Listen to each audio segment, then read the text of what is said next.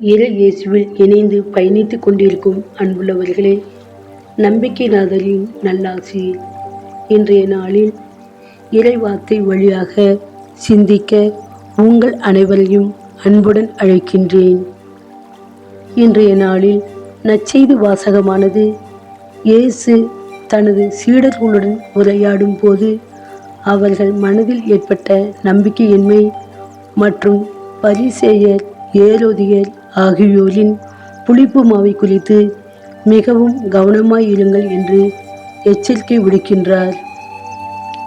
பொதுவாக பெற்றோர்கள் தனது பிள்ளைகள் சமுதாயத்தில் நல்லவர்களாக வளர வேண்டும் என்பதற்காக தீய நண்பர்களிடம் பழகக்கூடாது என்று எச்சரிப்பது போன்று இங்கு இயேசு புளிப்புத்தன்மை பற்றி கூறுவது உணவின் புளிப்புத்தன்மை அல்ல, மாறாக ஏரோதியர் பரிசேயரின் எண்ணங்கள், சிந்தனைகளை பற்றியே குறிப்பிடுகின்றார். மேலும் பரிசேயர் சட்டத்திற்கும் ஏரோதியர் பதவிக்கும் முதலிடம் கொடுத்தனர். அதாவது மனித நேயம், மனித தன்மை, மனித மாண்பு இவைகளை செயல்படுத்த எண்ணமின்றி வாழ்ந்து தங்களை எப்போதும் உயர்வாகவே எண்ணினர். இதனையே பயனற்றது, புளிப்பு மாவு போன்றது என்கிறார் இயேசு. அது மட்டுமல்லாமல் புளிப்பு மாவை நல்ல மாவுடன் சேர்த்தால் அனைத்தும் வீணாகிவிடும்.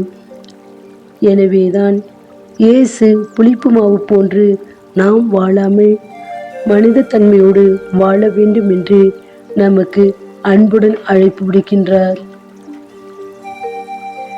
மேலும் இயேசு 5 அப்பங்களை கொண்டு 5000 பேருக்கு பகிர்ந்த நிகழ்வை விளக்குகின்றார்.